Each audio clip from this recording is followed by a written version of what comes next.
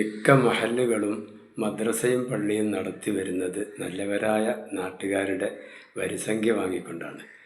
പല മദ്രസകളിലും ഉസ്താദുമാർ നേരിട്ട് കുട്ടികളുടെ വരിസംഖ്യ വാങ്ങാറുണ്ട്. അത് അത്ര ആശാവഹമല്ല എന്നാണ് ഞാൻ ഈ വീഡിയോയിൽ നിങ്ങളെ ധരിപ്പിക്കുന്നത്. ഒന്നാമതായി, ഉസ്താദുമാരും കുട്ടികളും തമ്മിൽ ഒരു ബഹുമാനവും സ്നേഹബന്ധവും ഉണ്ടാവണം. ഈ വരിസംഖ്യ ചോദിക്കുന്നതിലൂടെ അത് കുറയാൻ സാധ്യതയുണ്ട്.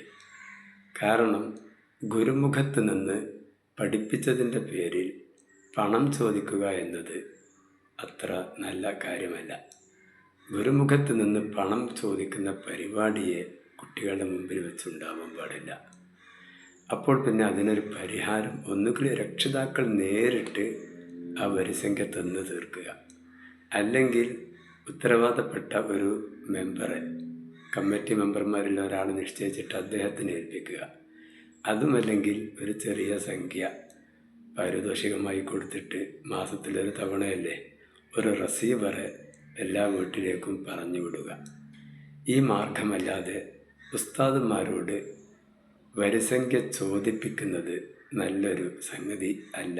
അവർക്കിടയുള്ള സ്നേഹബന്ധവും ബഹുമാനവും കുറഞ്ഞ് ഇതൊരു വ്യാപാര ബന്ധത്തിലേക്ക് നീങ്ങുന്നത് പോലെ കുട്ടികൾക്ക് തോന്നാൻ ഇടയുണ്ട്. മറ്റൊരു കാര്യം സംഭവിക്കാൻ പോകുന്നത് ആത്മാർത്ഥത നഷ്ടപ്പെടും.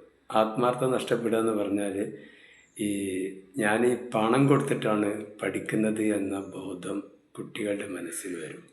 ഉസ്താദുമാരൊക്കെ ജീവിക്കുന്നത് നമ്മളെ വരിസംഖ്യ കൊണ്ട് ആണ്, നമ്മൾ കൊടുത്തിട്ടാണ് അവർക്ക് ശമ്പളം കിട്ടുന്നത് എന്നുള്ളൊരു പഠിപ്പിക്കുന്നതിൻ്റെ പേരിൽ അവർ നമ്മളെ വരിസംഖ്യ ശമ്പളം വാങ്ങുകയാണെന്നൊക്കെ അവർക്കിങ്ങനെ തോന്നിപ്പോകും. അതൊരു കരാർ വിനിമയം പോലെ വരും. ഈ പഠിപ്പിക്കുന്ന ഉസ്താദുമാർ നേരിട്ട് വരിസംഖ്യ ചോദിച്ചാൽ. എനിക്ക് തന്നെ ഒരു അനുഭവം ഉണ്ടായിട്ടുണ്ട്. എൻ്റെ ഒരു സ്റ്റാഫ് കുറേ തവണ, 2-3-4 തവണ ഒരു ചോദ്യത്തിൻ്റെ ഉത്തരം പറഞ്ഞു കൊടുക്കുമ്പോൾ ഒരു കുട്ടി അത്ര ശ്രദ്ധിച്ചില്ല. മുതിർന്ന ക്ലാസ്സിലെ കുട്ടിയാണ്. അവങ്ങനെ മറ്റുള്ളവരോട് കളിച്ചും വർത്താനം പറഞ്ഞത് ശ്രദ്ധിക്കുന്നില്ല. അപ്പോൾ പിന്നീട് അവൻ കുട്ടിയോട്, ഉസ്താദിനോട് ആ ഡൗട്ട്, ആ ചോദ്യത്തിൻ്റെ ആൻസർ എന്തോ ചോദിച്ചപ്പോൾ ഉസ്താദ് തമാശക്ക്, അവനെ ഒന്ന് ശ്രദ്ധിക്കാത്തതിൻ്റെ പേരിലല്ലേ, തമാശക്ക് പറഞ്ഞ്, അത് ഞാൻ പറഞ്ഞില്ല, അത് നീ മറ്റവരോടൊക്കെ ചോദിച്ച് എഴുതിക്കോ, അവരോട് ചോദിച്ച് പഠിച്ചോ എന്നൊക്കെ ഒരു വർത്താനം തമാശക്ക് പറഞ്ഞത്രേ. അതിന് ആ കുട്ടിയുടെ അപ്പോഴത്തെ ചൂടൻ മറുപടി എന്താണെന്നറിയോ? കുട്ടികളോട് ചോദിച്ച് പഠിക്കാനല്ല, ഉസ്താദിനെ ഇവിടെ പൈസ തന്നിട്ടാണ് പഠിപ്പിക്കാനാക്കിയത്. പൈസ തന്നിട്ടാണ് പഠിപ്പിക്കാനാക്കിയത്. നമ്മളെ വരിസംഖ്യയോട് അങ്ങക്ക് ശമ്പളം തരില്ലേ, അതുകൊണ്ട് ചോദ്യം ചോദിച്ചാൽ അപ്പോൾ പറഞ്ഞെന്നോണം. ഒരു മുതിർന്ന കുട്ടി പറഞ്ഞത്രേ. ചിന്തിച്ചു നോക്കി. അപ്പോൾ കുട്ടികളുടെ മനസ്സിൽ നമ്മളിങ്ങനെ വരിസംഖ്യ നേരിട്ടിങ്ങനെ ചോദിച്ചു കൊടുക്കുമ്പോൾ അവരുടെ മനസ്സിൽ വരുന്ന ചിത്രം ഇതാണ്. അത് കരാർ വിനിമയത്തിലേക്ക് അധ്യാപന രംഗം തരം താന്നു പോവാൻ കാരണമാകും. കുട്ടികളുടെ മനസ്സിൽ ഇൽമിനോടുള്ളൊരു സ്നേഹവും ബഹുമാനവും പഠിപ്പിക്കുന്ന ഉസ്താദുമാരോടുള്ളൊരു മതിപ്പും കുറഞ്ഞു വരാൻ ഈ പൈസ ചോദിക്കൽ കാരണമാകും. ഹാജരെടുത്തു കഴിഞ്ഞാൽ അപ്പം തന്നെ വരിസംഖ്യ ഉണ്ടെന്നവരൊക്കെ കൊണ്ടുവരി, ആരൊക്കെ കൊണ്ടുവരാത്ത നീച്ചക്കി എന്നൊക്കെ പറഞ്ഞാൽ അതൊരു വല്ലാത്ത ഒരു വിഷമമുള്ള കാര്യമാണ്. അതുകൊണ്ട് കുട്ടികളിൽ നിന്നും വരിസംഖ്യ പിരിക്കുന്ന കാര്യം ഉസ്താദുമാരിൽ നിന്നും മാറ്റി നേരത്തെ ഞാൻ പറഞ്ഞ മാർഗങ്ങൾ സ്വീകരിക്കണം. പിന്നെ പണം തന്നാലേ പഠിപ്പിക്കുള്ളൂ എന്നൊരു സന്ദേശം കൂടെ കുട്ടികൾക്ക് ഇതുകൊണ്ട് വരുന്നുണ്ട്. പൈസ കൊടുത്താലേ പഠിപ്പിക്കുള്ളൂ.